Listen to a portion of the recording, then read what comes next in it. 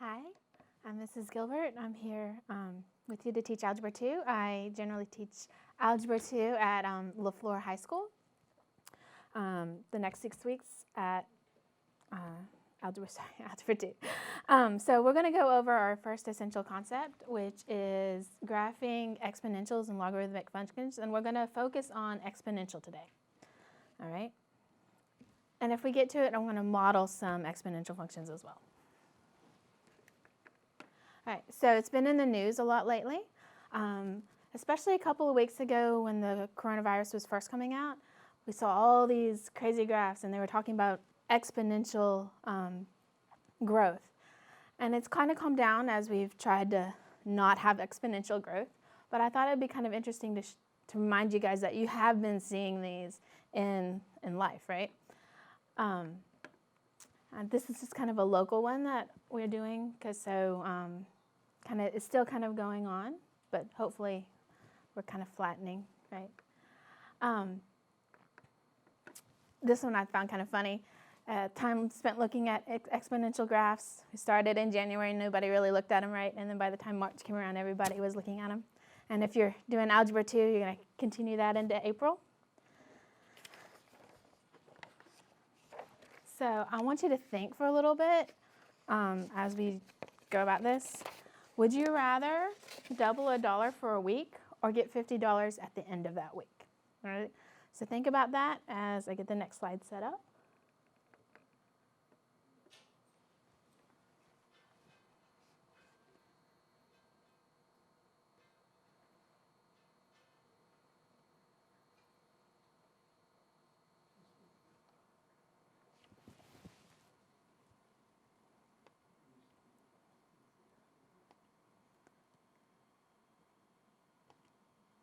All right, sorry.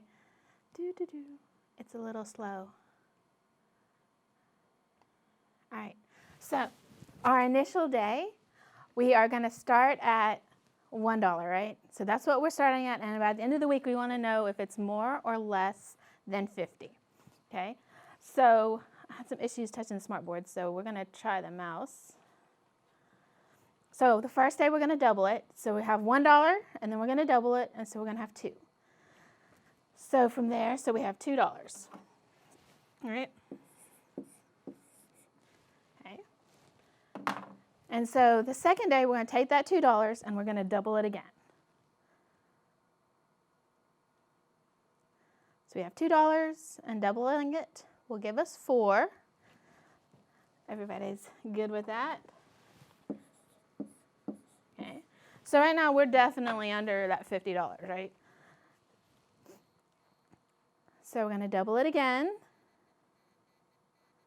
So we have $4. We take that $4 and we're going to double it and make 8.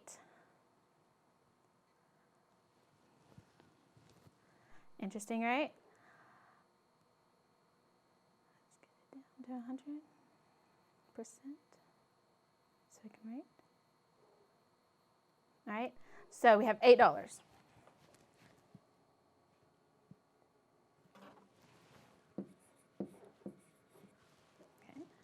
So the fourth day, we're going to take our $8, we're going to double it, and we get 16. So we have $16 if we're doubling.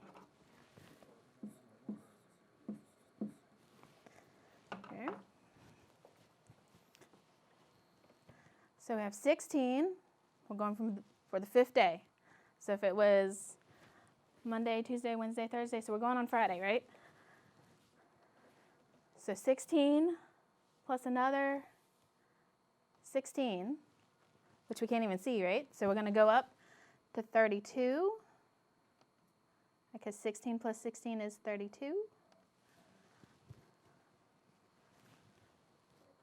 It's a little slow.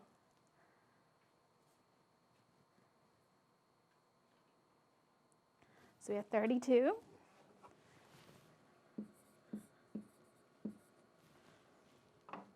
All right, so we have $32 that we're going to take on. That's right, sorry.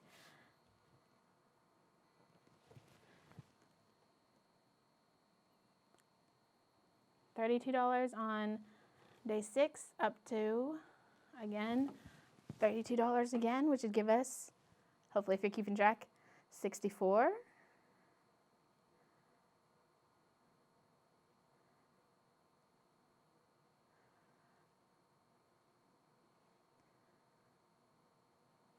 All right, so everything's like super tiny now, isn't it? I don't know if you can see these numbers anymore. Okay, so by the last day, we're already over the 50, right? The last day, we're going to get to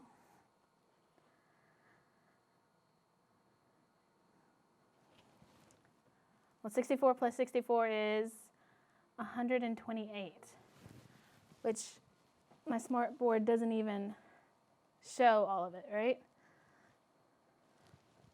In one giant picture. So hopefully this is kind of the idea of exponential growth. It kind of starts out kind of slowly, and then as it goes along, it just gets bigger and bigger. So hopefully you would choose doubling. All right, so this is kind of how we would start off our graph. I didn't even go up all the way up to 7 days. We're stopping at the 16. So if you think about it, banks don't necessarily double your money, but they do have interest, and which is an exponential function. It's just the rate isn't to doubling. It's also true when you're borrowing money. So when you're paying back money, that money is also accruing interest, which is the same idea. Okay? All right, so I want to kind of go over this idea. So we're going to start with, so we started with 0, and we had $1. Okay? And so leave a little bit of space up here if you're taking notes. That first day, we're multiplying this 1 by 2, right? So we have $2. The second day, we're multiplying it by 2 to get 4. And then we're going to multiply it again to get 8.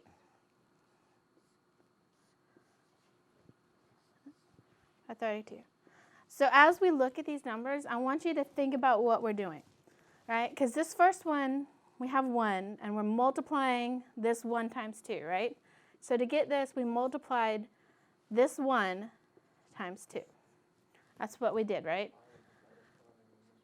So to get to this one, we took this 2, and we multiplied it by 2, okay? So basically, we took everything in this guy, and we were multiplying it by 2, right?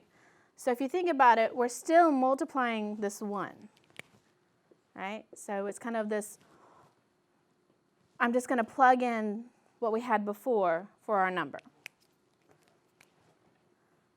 Right? So kind of bear with me. I know it's a little confusing right now, right? So we know that this was our 4 times 2, right? But if we write this 4 as 1 times 2 times 2, and then we multiplied it again by 2, because that's what we're doing, right? So this right here is our 4 from before. Okay, maybe I'll try a different color this time. So this 4, we're going to replace with everything that was before it. So if you kind of look at this pattern as we go along, okay? So basically what we're doing is we're taking this 16 and we're going to take that 8 that we had, and multiplying it by 2. We're going to take this 8, but we're going to write 8 like this.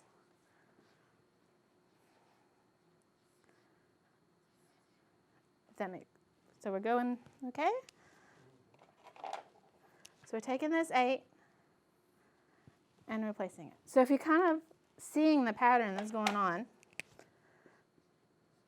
so we have 1. This is our 16 from before, and we're just multiplying it by 2. Okay? So when we're doing this, we can think about how we might write this differently. So we're going to write it using this idea of what day it was. Okay? So if we think about it, you You guys remember your exponent rules? So this is 2 times 2, right? 2 times 2 is 2 squared. Okay?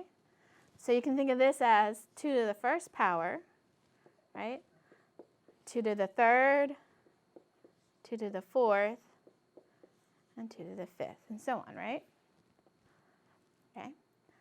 Now what's kind of interesting is, since we're multiplying as our numbers get higher, we can think about it as dividing if our numbers get smaller. So you can think about this as being 2 to the fourth is being divided by, so if we're going this way, we're multiplying by 2. But if you're going backwards, you can think of it as dividing by 2, right?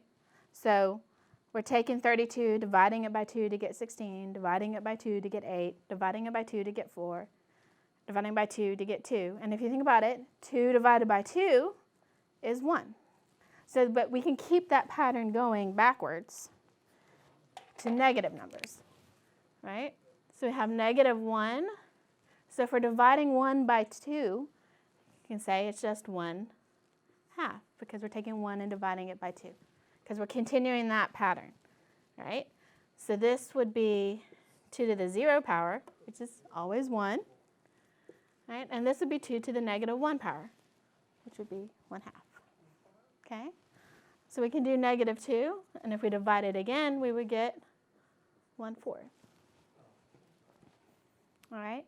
So this is going to kind of help us get to our model, right? So the generic model for exponentials, you can see we have this base. In our case, it's 2, being raised to our variable, which I'll call x, okay? So that's what we're getting to, is kind of using this idea to kind of be a basis for all of our future problems, okay? So another interesting, sorry, I forgot.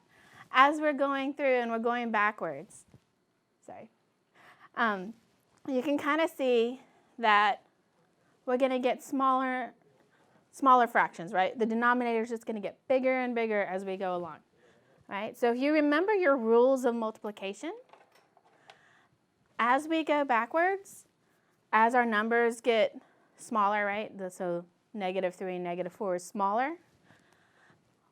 We are going to get larger denominators, which is going to make our fraction become smaller. But if you think about it, if you know your rules of multiplication, we're never going to get to 0 or -1, any negative numbers. Because the only way to get 0 or a negative number is to have a 0 or negative number when we're dividing, right? So this is going to create an asymptote. So hopefully, right?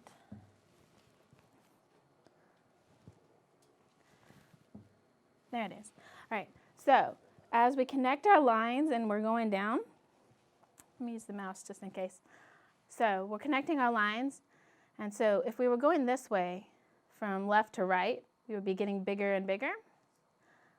But as we go to the left, we're getting closer and closer to 0. And this is what we're going to call an asymptote. So hopefully if you've been doing rational, you did your rational functions and you had asymptotes, this is the same kind of idea as what our graph is heading towards as our end behavior. Okay? So as we are going left, we're going towards 0. Okay? So, sorry, I'm probably driving a little crazy, but so far, this is our kind of our basic exponential graph using this. All right. So what would happen if instead of $1, we started with $5, right? So when we're looking at this, we would almost do the same pattern. Sorry for making it. All right. So we're going to do the same kind of pattern, but if we start with $5, right? But if you think about it, we're still doing all of this on the right side, okay? We're still doing 5 times 2, right? That's ugly. 5 times 2 equals 10. 2, we would, sorry, 5 times 2 times 2, right? So 20. Okay? So as we're going along, we can kind of create this part is staying the same. So if we're making a new function, this 5 is in all of them, but it's not being raised to the x power. So it's just going to stay outside of it. So this is kind of our stretching or condensing factor, depending on if it's bigger or smaller than 1, times our exponential, right? So it's just the same idea, because all of this is staying the same, and then this 5 is out front. Right? And if we were to graph that, sorry, this is my last time on the dry erase board, so hopefully I'm not going to. All right, so we would have, at 0, we're going to be up here at this 5. Okay. And then at 1, we would be at 10. And then 2 is up there at 20. Right? So as we're going backwards, we would take 5 and divide it by 2 and get 2.5. Okay. And then we could draw a line. It doesn't even reach 2 yet, right? So it's not even going to be there yet. And then go through our points. All right. So do know that normally I do take a little bit more time trying to make sure we get everything in. If you do have the Algebra 2 with trig packet, since there is no specific Algebra 2 packet, this next page is on that. Oh, that's not good. Sorry.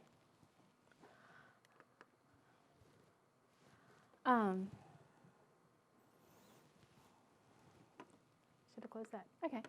So when we're talking about graphing our key features of exponential functions, we're going to talk about growth and decay, our asymptote, which we just talked about, and then if our graph is above or below our asymptote, and then our key points. All right. So the growth or decay is whether we are heading towards the asymptote or away from the asymptote. I'm going to draw that out in a second. And then we talked about our asymptote being a line. So if we have our graph and we're coming from an asymptote, so our asymptote is the line that we're going to be coming towards or away from. So growth is going away from our asymptote.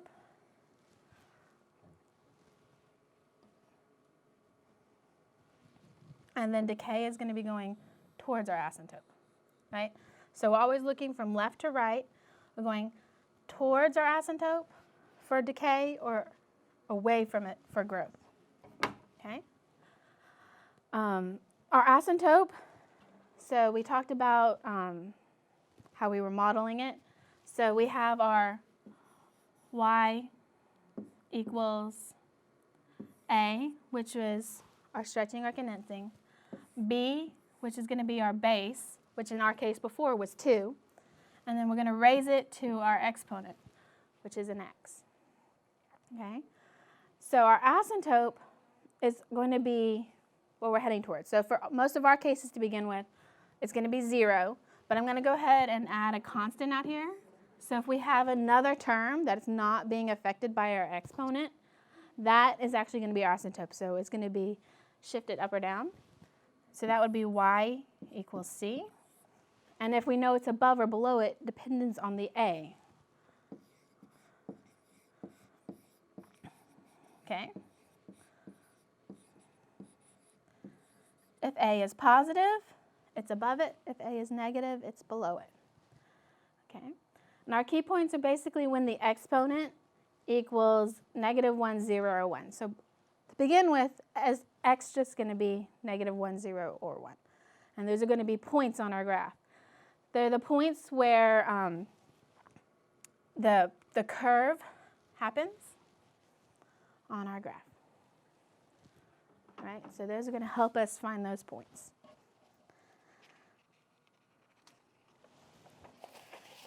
All right.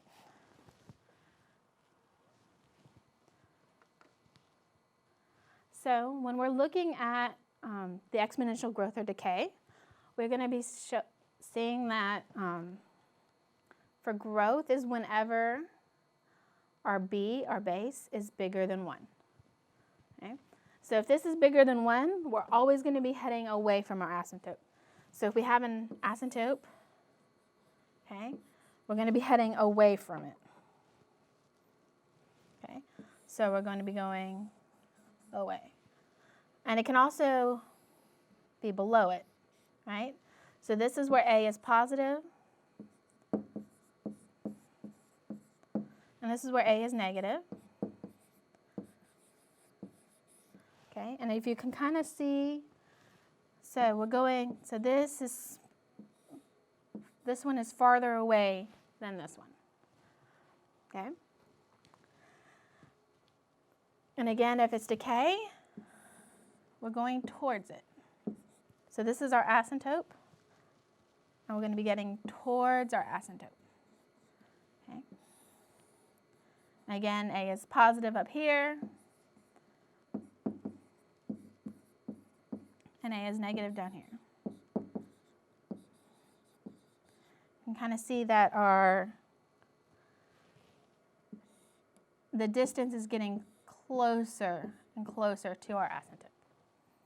Okay? So when we're looking at this, we also need to note that b, we're not going to have any, is never going to be negative. Okay? So if you see any negative ones, we're not going to have real answers necessarily, so we want to keep away from b being negative. And if b is 1 or 0, nothing happens. So we're just going to say it's not going to be 1 or 0, because nothing happens when it is. All right?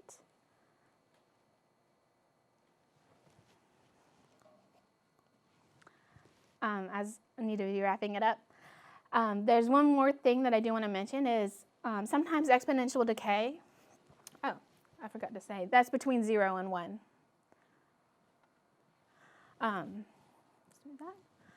Between 0 and 1, and that sometimes it can be written with a negative x if b is bigger than 1. So I just want to make sure that you know that. And thank you for joining me today. And, and I hope to see you next week. Thank you.